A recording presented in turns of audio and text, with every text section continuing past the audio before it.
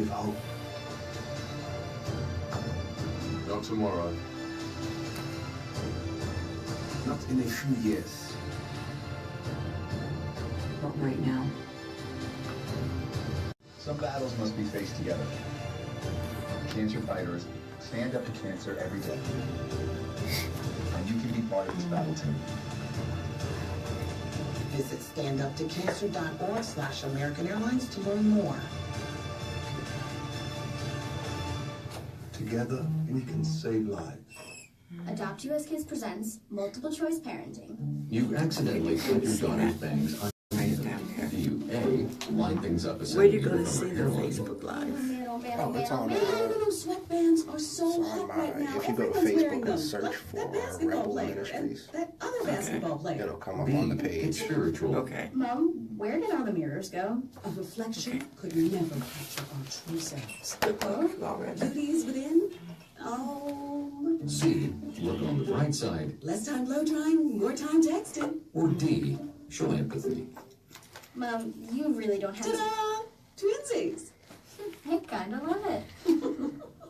As a parent, there are no perfect answers. But you don't have to be perfect to be a perfect parent. Thousands of teens in foster care will love you just the same. For more information on how you can adopt, visit adoptuskids.org, a public service announcement from the U.S. Department of Health and Human Services, Adopt U.S. Kids, and the Ad Council.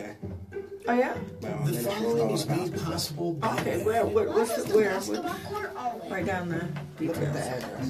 Because the players Look kept up the address dribbling for all Liberty. over it. the dad joke. What time is it? Corny, 7. room-worthy, 7 but also tonight? one of the simplest ways to Okay. share a moment with your kids. Why do you have to be careful when address. training cats and dogs? Because you might step in a poodle.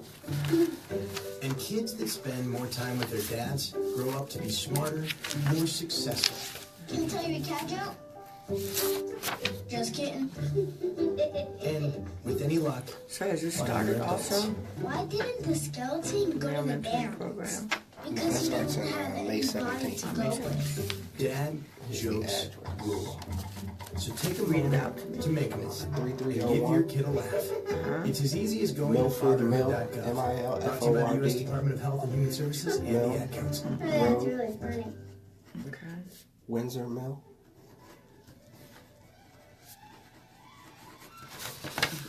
Maryland 21284. Send it up. Send the program.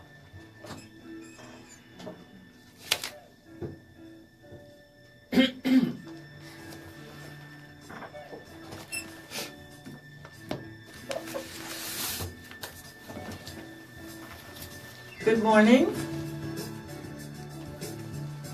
Good morning and welcome. Welcome to Law Talk with Ethel Mitchel. I'm your host, Attorney Ethel Mitchel, and I want to welcome you to Law Talk with Ethel Mitchel. If you are joining us for the first time, we have in the studio Garhett Adams and his mother, Dr. Adams also, and we're going to have a really good program for you. It's a continuation of a program that we had April 14th.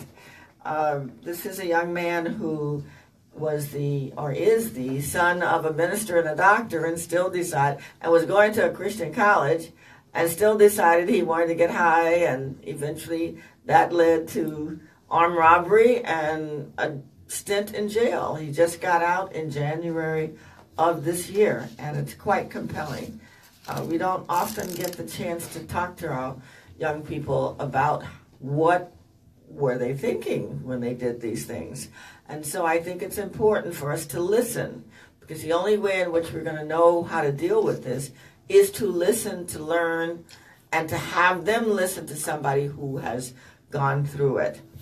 This program is brought to you by my law office, Wills and Trust, LLC, where we prepare wills, trust, and power of attorneys.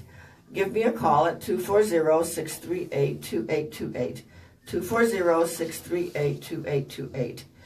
The audio, as well as a picture of my guest, is on my website, lawtalkwithethelmitchell.com. Mr. Adams is all of 25 years old? 26. 26, okay. So he is Facebook Living this program. The name of his website is Rebel Ministries. rebalministries.com. So if you go to Facebook and you put that in, you will see this program live on his Facebook link. I want to encourage everyone, by the way, to get his book. It's quite compelling. I've been reading it during the week. It's really, really good. I want to congratulate you on that. Thank you so much. Yeah, I appreciate it. you're a good writer. You're a good writer. Thank you. I want you to write the book on the truth about jail. That's book number 2. I already started it. Good. Number 2 is the truth about prison, what they don't tell you. Exactly. Thank you so much, because our children are not getting the truth anymore. Absolutely. You know, it's being shown as if it's glamorous, it's no big deal, and it's okay to live this phony lifestyle that puts you where you ended up at. So, let's get started. Tell us just briefly, quickly. Well, first, let me introduce your mother, first of all. Dr. Adams, welcome to Law Talk with Ethel Mitchel. Thank you so much, Attorney Mitchell. Appreciate your allowing me to be a part of this program. Well, I appreciate you and your son, because these are important issues that our country, I was about to say our community, yes, our community, but our whole country needs to deal with, because all over the country, young people are getting trapped into lives of crime. They're getting sucked in by the parent glamour that they see in many places. I'm not going to blame just rap for it. I really am not. But there's a lot of so-called glamour around criminal activities, and we need to dispel that. So thank you for being brave enough to come on and talk about the impact you saw it on your son, as well as the impact it's had on your family. Indeed. So for those who may not have heard the program last week, Garhett, would you first talk to us just very briefly about how you got from being salutatorian of your class in high school to 5 years in prison? And always, I was reading your book, which I recommend highly. It's only $15. You go to his website, Rebel Ministries, and you can buy it. It's really good. Always going to Christian schools. I saw that in your book. Yep. Your entire life you went to private Christian schools. Absolutely. So you knew better. I did. You know, they tell you don't miss the water until the well runs dry, and, you know, the grass always looks greener. You know, especially, and I can say this because I have a lot of friends who are also pastors' kids. You know, we tend to think that, you know, growing up in our sheltered environment and in our sheltered life, that there's something that we're missing out on. Mm-hmm. You know, when you see all the other kids out going to the parties and they're out, you know, it seems like they're supposedly having a good time. You know, we feel like we're missing something. Mm-hmm. We feel like there's something like, oh, you know, I wonder what's so fun about what they're doing. You know, never had done anything like that in my life. Never got high before. Never drank. Never did anything. Mm-hmm.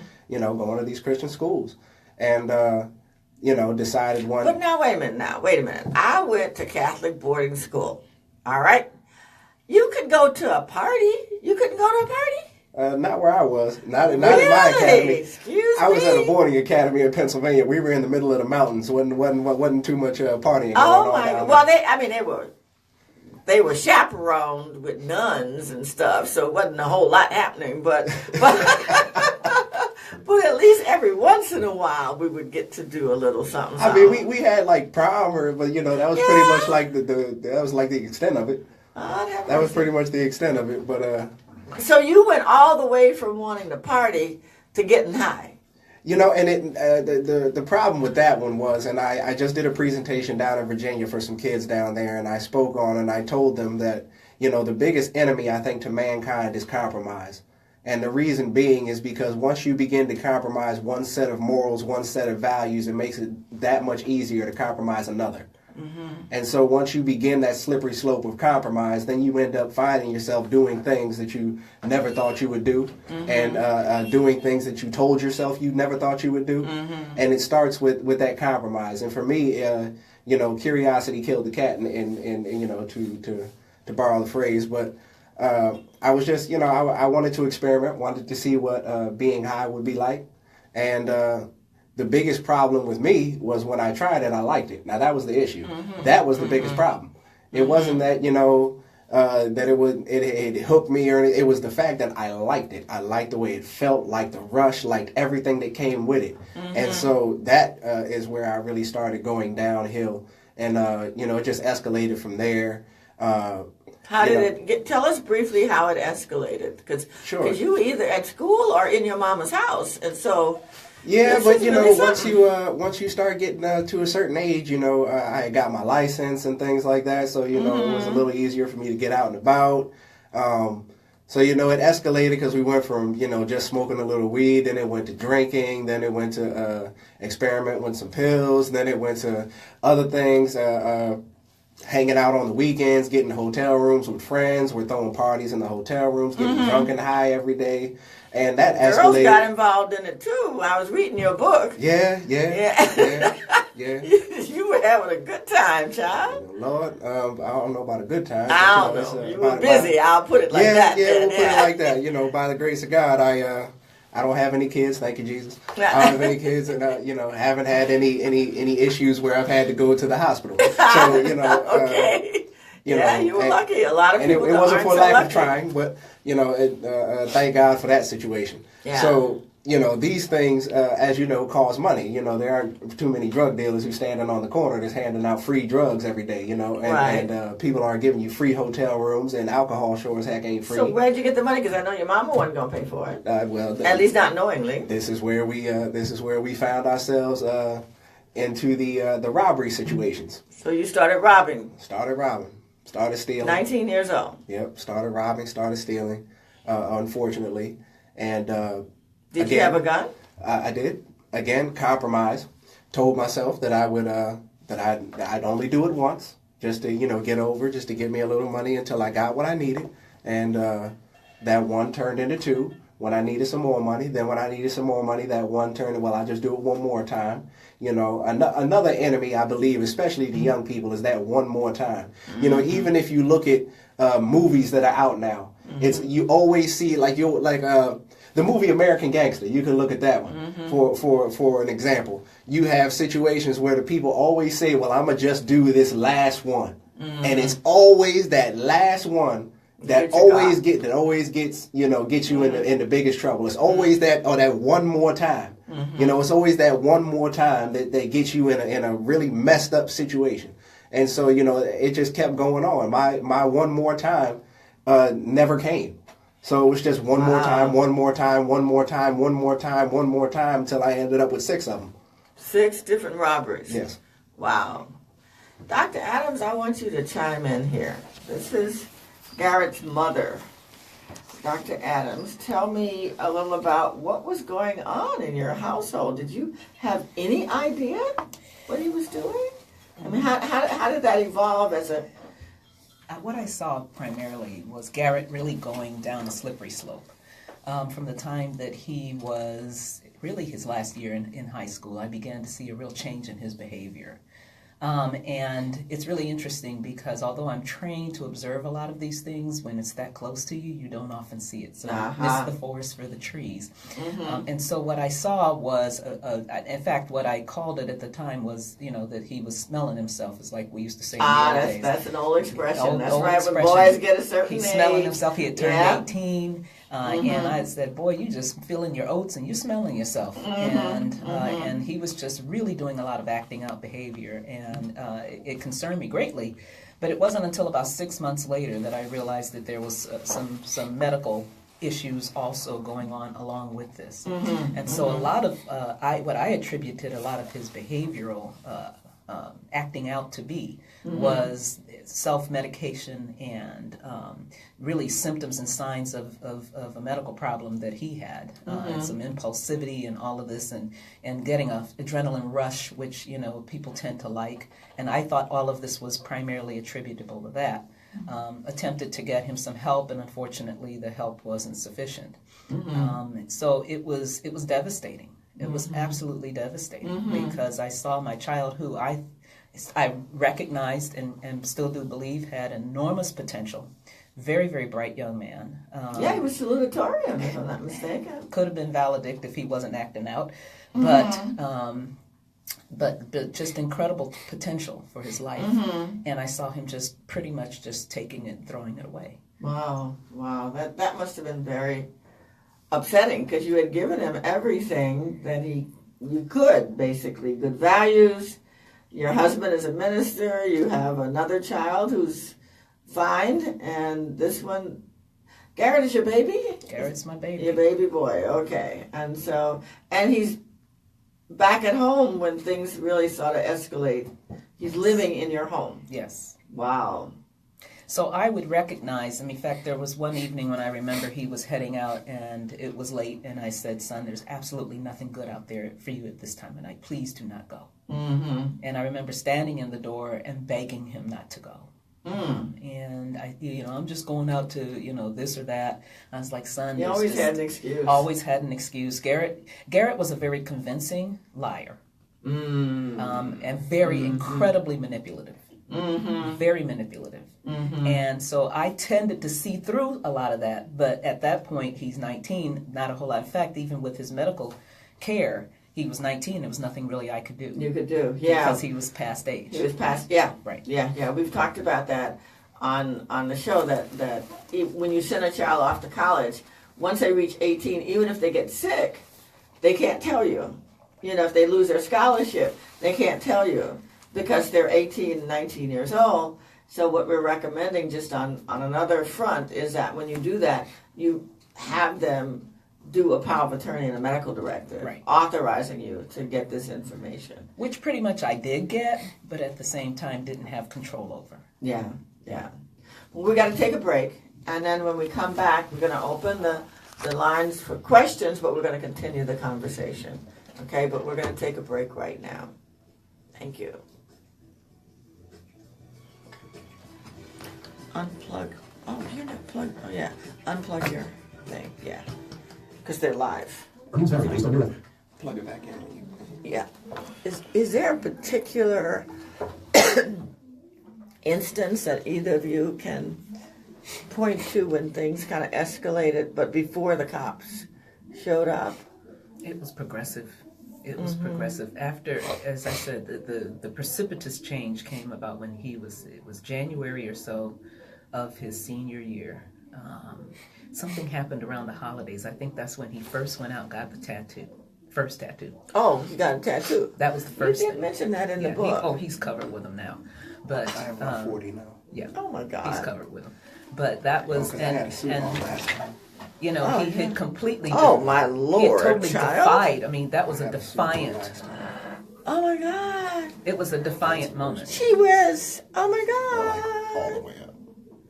Gee whiz. Yeah.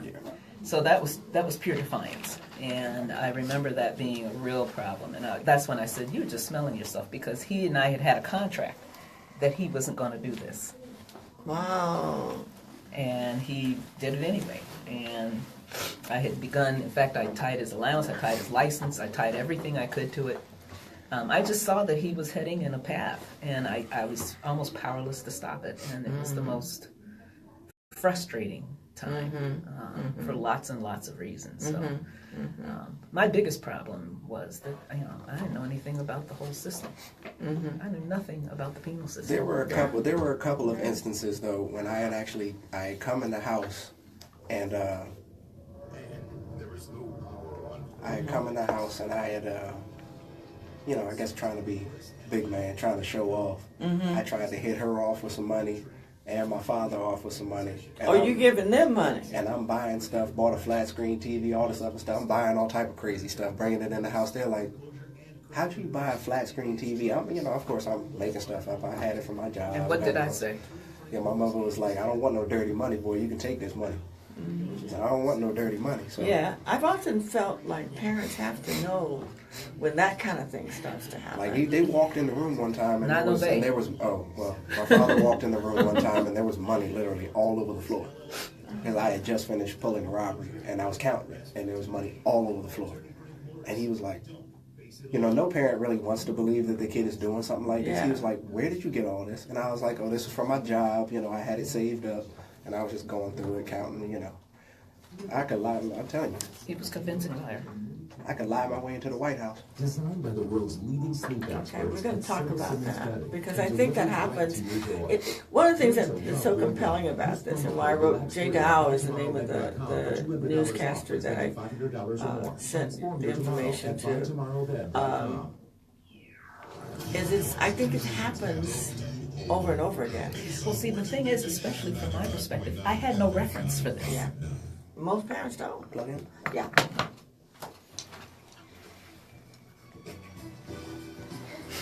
Welcome back.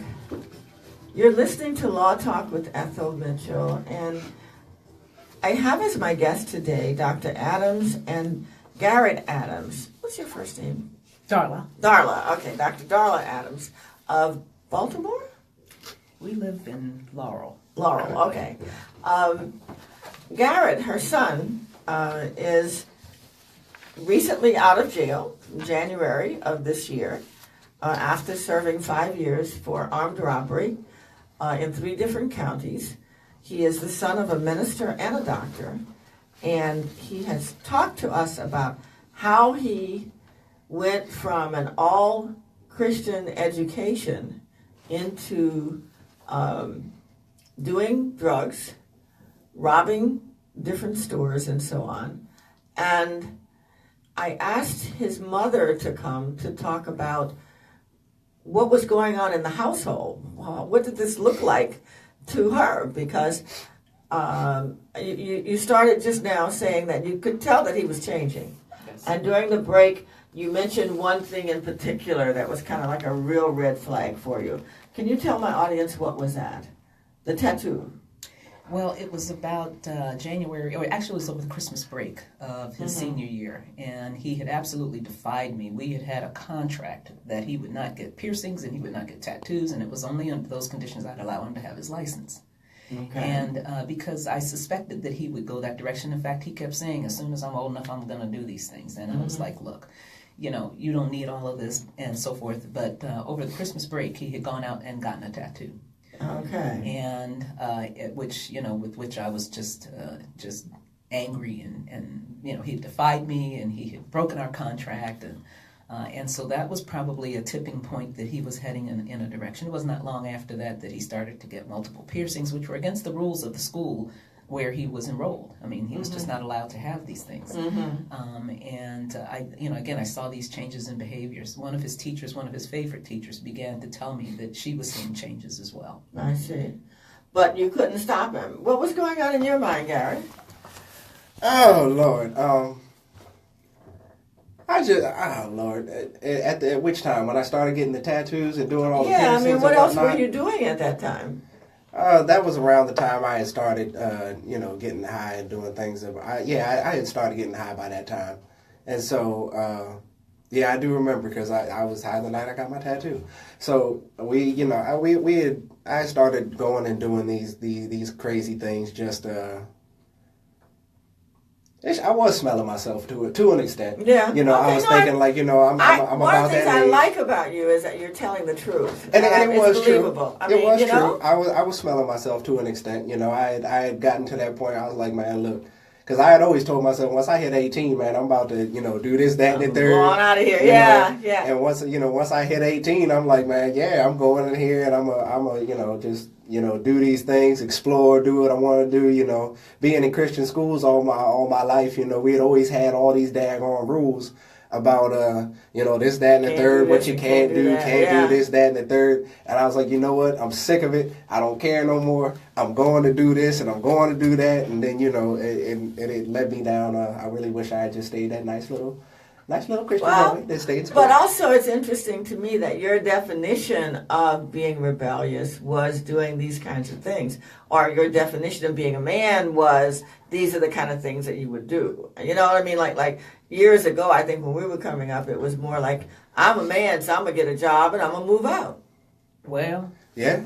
Okay, I mean, that's what a man is, or an adult is when you can take care of yourself. No, I'll tell you exactly what I was. I'll tell you exactly what I was. I was a little spoiled brat. That's what it was. I was a privileged little spoiled brat. I was a privileged spoiled brat who had been taken care of by mama and daddy my whole life.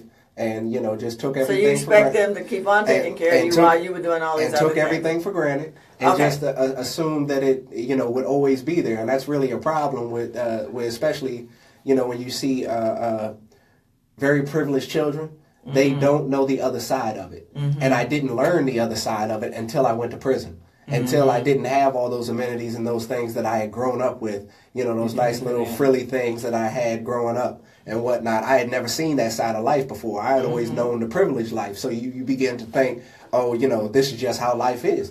This is, this is something that's always going to be here. And even in prison, telling my story, a couple of the guys said, man, if I had your life, I'd have never messed up. I said, well, you can't say that. You're saying that because of the background that you grew up in. Now, hearing of my background, you would be like, oh, I wouldn't have messed that up. But I said, if that was all you knew was my type of background, you had a privileged life your whole life, you didn't know anything else, you begin to take it for granted and assume that, oh, this is how life has to be. And I didn't understand that things don't always got to be like this until, I went to prison and had all those things stripped from me. And I was like, wow, this is not how my life actually has to go. Right.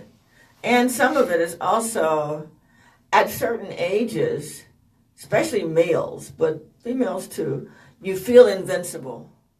You know what else added to it? And you spoke on this, and you said you didn't want to blame it all on rap and whatnot. But I think we should hold them liable to an extent. And the reason I say that is because in a lot of this music, man, they sell these kids a dream. They sell them a dream about you can have the women, you can have the jewelry, you can have the money, you can have the cars, this, that, and the third. I can be this macho gangster dude carrying around a gun, this, that, and the third, and all the songs. I'm going to ride for my team, I'm going to ride for my block and all this other stuff. Mess with me, I'm going to shoot you and all this other good stuff. They sell kids a dream, but they don't tell them what comes with it. I feel like if I go to a car dealership and I go to buy a car, don't tell me about half of the things that the car does. If I'm buying this car, I'd like to know everything that this car does. Give me the full rundown of everything that happens with this car. Don't just tell me half of the stuff and then, you got to find out the rest later. But that's what a lot of the music that's out now does. They only tell you one side of it of, these are the benefits that you get. Okay, but what does that cost? And on the front of my book, as you've seen, it says every choice has a cost. What will yours cost you? And they sell these kids a dream. They tell them the good side of it, but they don't tell them what it costs them. Oh, okay, you can get all this, but eventually it's going to cost you about 10, 15 years in prison. Of your life. And your family members dying while you in prison. The deplorable health care, the terrible being talked down to every day, being treated like an animal, being treated like less than a human being. They don't tell you all of that. Because I highly doubt if they put that in the music and told all these kids, hey, listen, this is what you'll gain, but this is probably what you're going to lose in the midst of it, because sooner or later, you're going to get caught. So this is what you're going to gain in the midst of it. I highly doubt that we would have half of these kids out here doing the stuff they're doing. And one of the things I recall him telling me is that he had a friend who had gone through this, and we kept saying, why would you walk down the same path? You see what happened, you see that outcome. And his attitude was, well, I'm smarter than him, and so it's not going to happen to me. He was stupid for getting caught. Well, that's what he thought. Yeah. But the other thing they don't tell you is about the cost to the family. Yeah, I want you to tell us about that.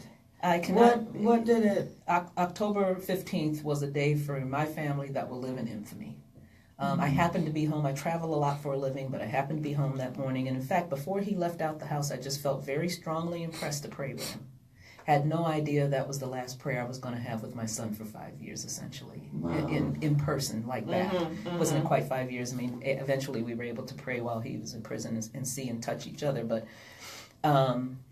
had no idea what was to come that day. What happened? Well, I got a phone call about an hour after he left from two people. My husband got a call from one of his pastor colleagues. I got a call from his pediatrician who said, where are you? Garhett is on the ground. He's in front of the school, and he's on the ground. There are police all around him. They're pointing guns at him, and you need to get down here right away. Oh, my God. It just, we were devastated. It just threw us for a loop. And by the time we got there, he was gone, and his car was up on the tow truck being towed away.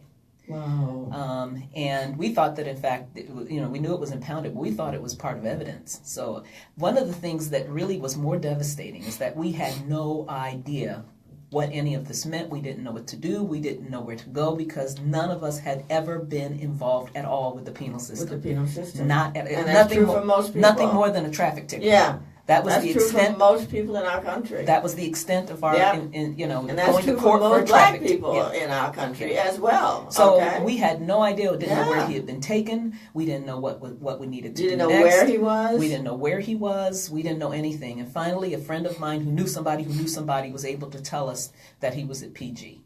Okay. So we were absolutely devastated. Didn't know where to turn, didn't know where to go. And, what was interesting to me is that the whole time, I didn't know the extent of everything that had been going on. I had no idea. In fact, there's still some pieces I'm still learning from reading the book. Mm-hmm. But one of the things that was very interesting is that I was under the very misguided notion that because he had a very significant mitigating medical problem, that I thought was a mitigating issue, that would be taken into consideration at the time of adjudication, and that just didn't happen. They didn't give a care. The system did not care. They really don't care. Yeah, that's true. The system did not care that he had a medical problem that absolutely, in my humble opinion, did have something to do with all of this. It didn't matter. They thought it was an excuse. One of the things I used to say to Garhett was, and I hope no one's offended by this statement, but I clearly used to say to him, son, you already have 2 strikes in society's eyes. You're black and you're male. Please don't give them strike 3. Yeah. Just don't hand them your life and give them strike 3. And that's what he did. He did. Well, we've got to take a break, okay? And we'll be right back, okay? But we do have to go to break right now. If you're listening and you want to call in and ask questions, you may do so at 1-800-450-7876. 1-800-450-7876. You're listening to Law Talk with Ethel Mitchel. We'll be right back.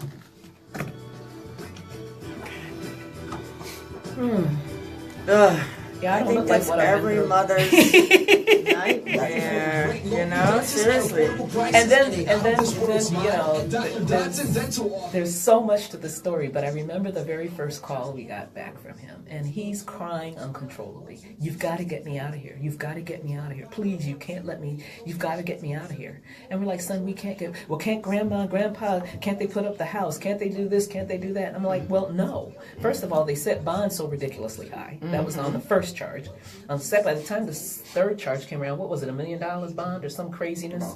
$400 or $500. It was some ridiculous number. The first one was $250, second one was like $350, third one was like $500. It was ridiculous. Yeah. And then that was another issue, again, when you don't know the system. So this all happened within a short period of time, within a 30-day range of time.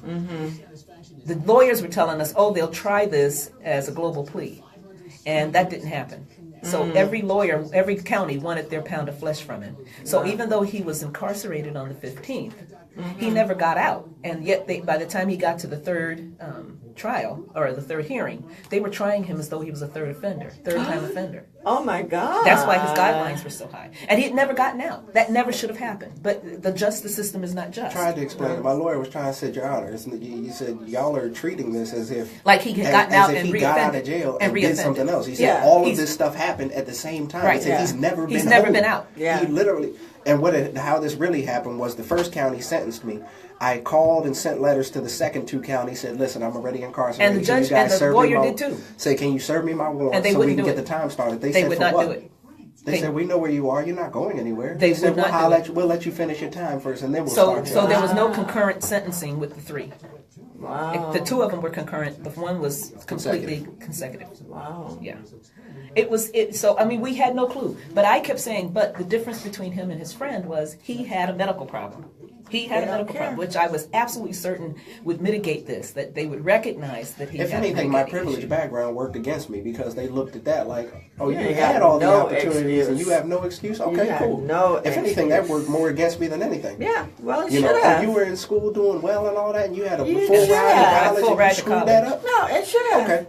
They're like, you screwed that up, we got something for you. No, you should have. They're like, you want to play gangsters, do you? I was like, we got a trick for you. To be a gangster. Yeah, they were like, we going to show you how gangsters live. shows of Lady Mithcel, Lady Mary, We have a call. and her indie house name, Lion and Hame dancing music by DJ Mr. High. But the part of the family issue about killed my husband. He's in the hospital right now. That's why he can't be here. Oh, really? He's in the hospital as we speak. Oh, I'm sorry. Yeah, that's why he's not here today. Oh, my God. He had all but killed him. It just all but killed him. He would go in to visit him and get angina and chest pain, chest heaviness, could barely walk into the prison. It would just be so heavy on him.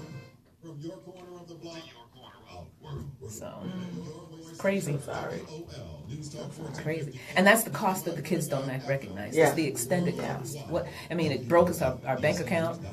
I'm sure. Yeah. Okay. Welcome back. You're listening to Law Talk with Ethel Mitchel. We have Dr. Adams and Garhett Adams on the as guests today. Dr. Adams just told me that her husband, Reverend Adams, is in the hospital. That his health was really destroyed by the actions of his son, or the whole thing, I should say. Yes. We do have a caller on the line. Landy, welcome. Yes, ma'am. How are you doing? I'm fine. Do you have a question for us? Thank you for calling in. Yes, ma'am. I mean, hearing the show this morning and this remarkable story that led up to his book, it made me think about so many things, like the ages that parents are when they have kids. You know, a lot of times when parents are certain ages, they don't have the time to chase around the kids that they started raising because they become independent. And this young man's story is so remarkable that it reminded me of myself, that my mom was 38. And I was like 16 years old, so by the time I got to be of age to run the streets, she didn't have the time to chase me around. But in music and the way the world is going today, it is so mind-altering that people can be misled by the things that they see and the things that they hear. And I know it's a time for families to heal, because I heard his mom say, I didn't know a lot of this stuff until I read the book. I should let a lot of people know that when their kids leave home and they're out there in the streets, a lot of things are happening that they don't want to relate back to the family. Everybody can't say that I'm robbing. Everybody can't say that I'm hustling because they know it's wrong and they don't want to bring it to the family.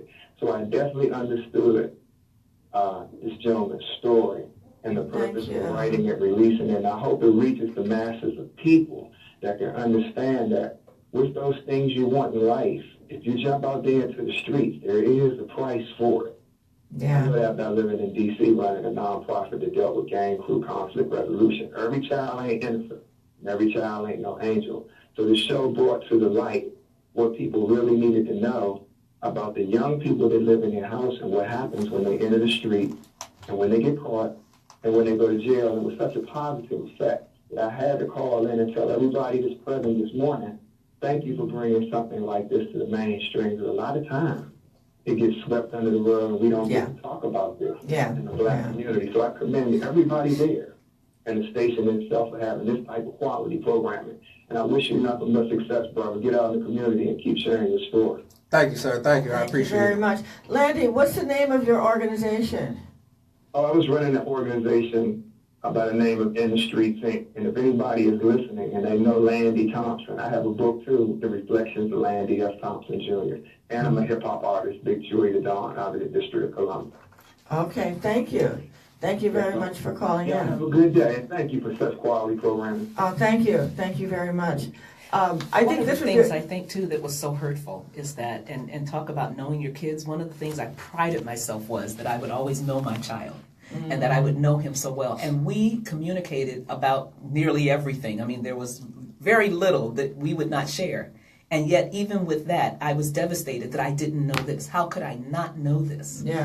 Because we talk, there is just about nothing that, I mean, people would commend us, like, how do you get your boys to talk to you like this? And I said, you know, we've always had this open communication. And yet, this went on, and I was somehow in the dark about it. That was just devastating. Yeah. So let's go to, he's in jail. Okay, at least they picked him up. What was happening to you, Garhett, when they put you in the jail? How did that what was it like to be in jail? You had never been in jail before. You know, and you probably didn't know anybody. To be honest, much. and this is part of me being a spoiled brat, but it didn't really hit me till about the second night, because the first night I was there, I was sitting back like, okay, so my people are gonna post bail, and I'm about to be out of here in like the next few hours. Let's go hurry up and get on with this, Oh, you're still a big man, just waiting on your parents to come bail you Yeah, out. that's exactly how it was. Mm-hmm. And I was sitting there, okay, I'm about to get bailed out. And I called, I was like, can we, let's move this along so I can get up out of here, kind of, whatever. And then the next day I had called. And I remember this very clearly. I had asked my dad and my mother, I said, so when are you guys posting this bail so I can get out of here? They were like, well, son, we're not posting the bail. My heart dropped. It's funny because, all of that quote-unquote gangster came right up out of me real quick. And I can't say how we would say it in the streets, but they brought they brought out another side of me. Let me just say that. Okay. My everything switched up. Attitude, voice. What y'all mean y'all not getting me out? Well, hold up. It went from this. You gotta get me out. It went from this macho, all right, y'all. So when y'all getting me out? Then what you mean? Why y'all ain't gonna come to get me? Hold on, what y'all can't leave me here. I was like, y'all gotta come get me. Excuse me. And I remember sitting there thinking, I was like, oh Lord, I'm gonna be here for a while. Wow. And I remember thinking, it was like I was trapped, and it was like there was, I was so used to coming up and talking my way out of stuff. Like that's right, because I was a master at talking my way out of something. I could talk my way out of darn near any situation, and so I was just used to being able to talking my way out of stuff. Mm-hmm. And I realized that there is no amount of talking that you are going to do that is going to get you out of what you are in right now. Yeah. And it really hit me when they put me in that cell and locked the door, and was like, and I'm looking in this small room, and I'm like, oh my God, like, I'm here and I can't get out. Like, it's like somebody locking you in your closet and locking the door and be like, yeah, you're going to stay there for the next couple of years. Like, and I'm sitting there thinking like, oh my Lord, like I can't get out. Like there's nowhere to go. Like, it's like there's nothing I can say. There's no amount of crying that's going to fix this. There's no amount of anything that I'm going to be able to weasel my way out of this situation. There's just no way there's no way to get out. And I felt so trapped. And I remember thinking, because I had always prided myself on being an excellent student and being like ahead of the rest of the class. Right. And so that was something I had prided myself on. And I remember thinking that it clicked in my head, all of them about to graduate and I'm going to still be sitting in prison. I was like, wow. And, I remember I was sitting in the corner in the fetal position, just rocking like that. My cell buddy thought I was half crazy. And he was like, let me tell you something, bro. He was like, if you can't do the time, then don't do the crime. Don't do the crime. He was like, simple as that, man. He said, you just going to have to sit here and deal with it now, partner. He said, you done did what you did. You done did the crime. Now you got to deal with it, bro. He said, you should have thought about this when you was out in the streets doing what you were doing. He said, but you here, so, suck it up, essentially. Yeah. That's what he told me. Wow. And I remember I was just, it was, oh my goodness, it was literally hell. I used to, I didn't want the guys to see me cry, because that's just, I already, had some semblance of knowing, there's just certain things you probably just don't do in prison. Yeah. So, I already knew I wasn't about to let the guys see me cry. So I'd put my sheets over my head and cry underneath the sheets and whatnot, and try to get myself together before the other guys came to see me. And I'll never forget the first time they came to visit me while I was in jail. They came to visit me, and I remember my mother put her hand up against the glass. And I put my hand against the glass, and she realized she couldn't touch me no more. And we picked up the phone, and she looked at me, and she, I always remember these words, and I remembered it my entire prison time. She said, baby, it's just you and Jesus now. She said, because Mama can't help you no more. She said, Mama can't help you no more. Mama can't help you no more. Wow. That's heavy. That's really heavy. That's really heavy. Yeah. Wow. So, Dr. Adams, tell me, how did it affect you and your husband once this child is in jail? Oh my. Well, I guess we can go back to the time when they came and served a warrant. My husband was home. And to the point that the caller made, it wasn't as though he didn't have somebody in and around him at all times. Because I worked away and out of the home, but my husband was virtually there, except for, of course, his responsibilities. But he took him to school, brought him back from school, that kind of thing. Somebody, a parent, was there at all times. And so, when they came, they completely just ransacked his room, and I mean ransacked it. There was nothing they left unturned. Every drawer was overturned and emptied. Even his hamper was emptied. They tore everything out and around. And my husband, for weeks after that, because he just couldn't bear to put it back together, he would go in there and he would sit there and he would just bawl. He would just cry because it was just so devastated him. I had been on a different page. I recognized some time before that Garhett had one foot on the banana peel heading to hell. And I remembered doing everything I could to try and hold him back. My vision of this, my visual of this was, like a tug of war. And I was basically on the one end just pulling him as hard as I could to keep him from going down this path. And I remember at some point in time, I figuratively let it go. Really? I had to let it go. Because I was like, this child is determined. And I remember praying a prayer, the hardest prayer a mother could possibly ever pray. Which was, okay, Lord, look, I dedicated him to you when he was a child. And I'm obviously not capable of keeping him from this path. So I'm returning him, I'm letting him go. Do what you have to do to save my son. So when this all happened, I was in a place of resignation that, okay, the Lord is doing what he has to do to try and save my child. So while it hit my husband immediately, it didn't really hit me for about 2 weeks. It was a good 2 weeks. And I'm a crier by nature. I can cry at anything. And I could not cry for 2 weeks. I could not cry for 2 weeks. And finally, when the geyser broke, it was just that. It was a belly gusher because the devastation of what we were experiencing. The other thing we had told him is, you go to jail, be prepared to stay.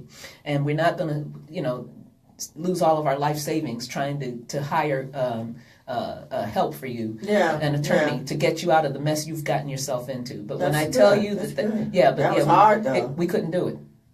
We ended up hiring an attorney, and we ended up losing all of our savings. Oh my God! In the process of paying attorneys to try and get this child the best representation we could possibly afford. That's your child. But we had said we weren't going to do it, and I meant it. I mean, he told you the last interview. I can tell you're pretty strict. He told you the last interview, I don't say things I don't mean, and I had every intent. But here we are in this situation, and we ended up just completely devastating our savings.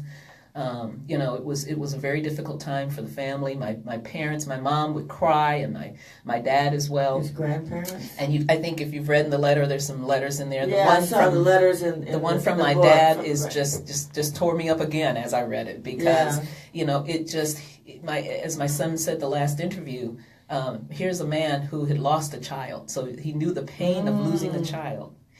When I was 6, I lost a sister who was 9. And my father said to him that not even the pain of that matched what he went through. Oh my God, that's with what happened to Garhett. It just devastated him. Devastated them. Yeah. So the whole family was impacted, and that's an issue that I don't think so many of the young people recognize, that you make these choices, but everybody pays. Everybody pays. Everybody pays. The entire family. Your husband's health has never recovered. He's never recovered. He's been able to. He's been maintaining and being able to sort of go day by day, but his heart has continued to be impacted by this. And you said every time he would go to the jail to visit him, because you were lucky, Garhett, because you said your family was always there. Every week you had a visitor and all like that. And you remained in Maryland the entire time? Yes, I stayed in Maryland the entire time, fortunately. A lot of times they ship you some other place. I stayed in Maryland the entire time. And I remember... Because you were in for 5 years. Yeah. I remember seeing my father the first time I had gone up to the state prison, where it was some semi-contact visits. It was semi-contact visits up there, and I remember the first time he could hug me after like 8-9 months. Wow. And he just started bawling. He just started crying, because he finally touched me again. But my father made sure he was in that jail as much as he could, as much as they would allow him. and I say as much as they would allow him to come in, you know. And a lot of these young people don't understand that you literally lose all control of every aspect of your life, and they don't understand that, you know. And I see guys that go into these prisons and try to act like they still have some control. You know, they try to act like they're calling the shots, and they find out real quick that you have no control anymore. Like, you sleep when they tell you to sleep. You go to the bathroom when they tell you to go. You will do what they say when they say. They'll talk to you any way they want to talk to you, and the minute you say something back, you're the one that's going to catch hell for it. They literally, they do what they want to do, and you just pretty much got to suck it up, and you got to deal with it, because you're in their house, and I mean, you literally have been stripped of all freedom. You know, I think the most degrading portion of it is where when my family would come to visit me in the visiting hall, and after every visit, you get strip searched. After every visit, didn't matter, you would get strip searched. They take you in a room. Another grown man take you in this room and tell you to hand him one piece of clothing at a time to you in your birthday suit, and has you lift and maneuver every nook and cranny that you have, and tells you to turn around, bend over at your waist, and spread your cheeks and cough.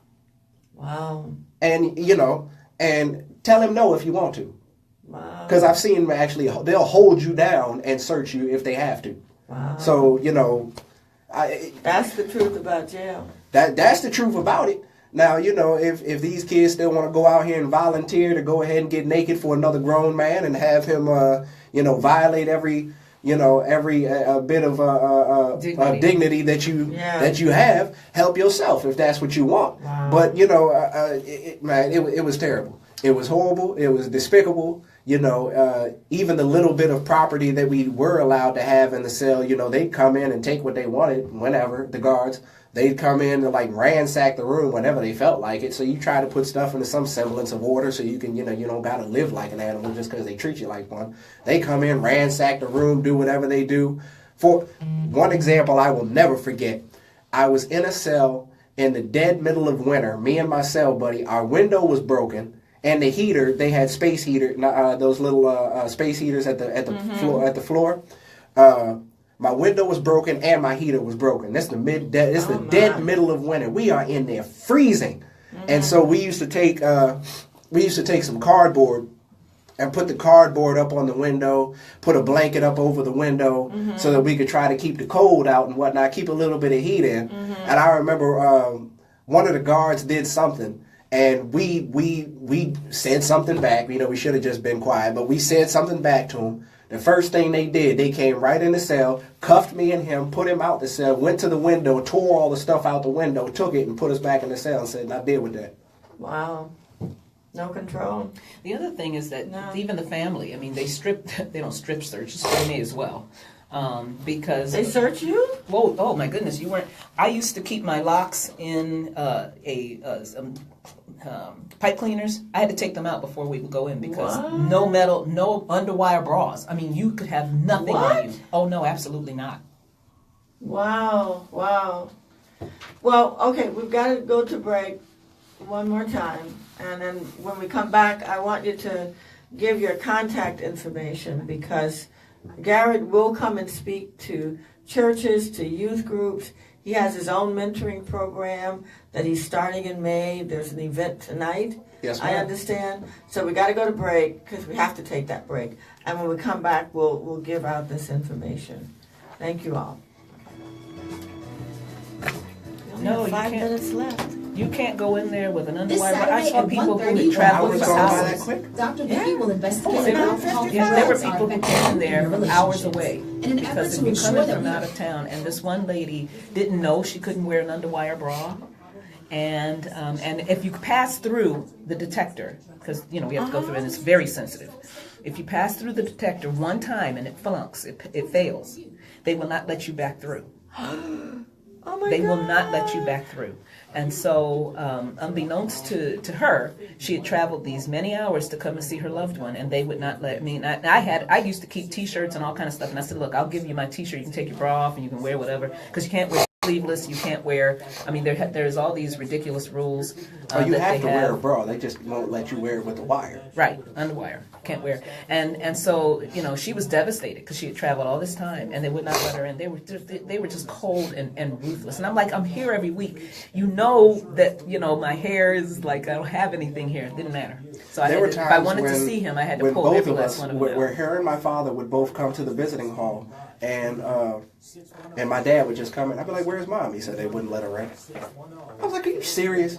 He said, yeah, they wouldn't let her in. They said her skirt was too short. And it was literally like right at her knees. They said, yeah, well, it's got to be an inch below the knee. And they wouldn't let her in. I'm like, y'all, man, little stuff like that. Or I'd have on a pair of jeans that last time I got in, no problem. And then this time they were like, oh, no, we don't let those in. I'm like, you just let that little girl in there who was painted in those jeans, and you're going to let her in, and you're going to have an issue with me. And they knew us. We were there all the time. I mean, it was ridiculous. Oh, it was just outrageous. The guards they used to talk to you something vicious in there too. They call you out your name, do all type of stuff, and it was terrible. Like the officer actually told me, he said, you are now the property of Maryland. He said, you are now the property of the state of Maryland. This the total disrespect, and many of them were unfortunately, our brethren and sisterin of color who would disrespect each other, and it was just terrible. But I never understood. They used to treat us worse than the people who weren't of our same race. They treated us worse. Can I tell you that God has agents everywhere in the world? Because He had a couple of guardian angels. Yeah. That God just put in, and He talks about it in the book. But 3 counties, and they tried him as a first, second, and third offender, even though he never had left the system. It's a miracle he's out after 5 years. Yeah. That's nothing but God and His grace and lots of prayer. Yeah. So I tell everybody I don't look like where I've been. Because to tell you I went to hell and back is an understatement. Yeah. And there were so many other things going on. My husband's health was failing. Then there was some crises with my other son at the time, and we were just going through a ton of changes at the time. So, it was just overwhelming. And that was the other worst part about it, is I knew these things were going on at home. Because the one thing I used to tell them, I said, they were like, well, we don't want to tell you this stuff because we don't want to hurt you. I said, you're going to hurt me more by not telling me. I said, that's the one thing, promise me y'all will not do. Don't hide nothing from me just because I'm locked up. Yeah. I want to know these things. So they're telling me, and I couldn't do anything about it.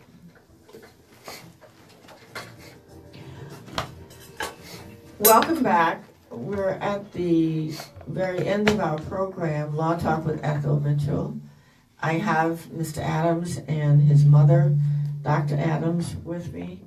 Today, I think they have told us a compelling true story that is unfortunately repeated over and over and over again with millions of people. The people are locked up in jail. Their families are impacted. A lot of young people are locked up in jail, and their families are impacted.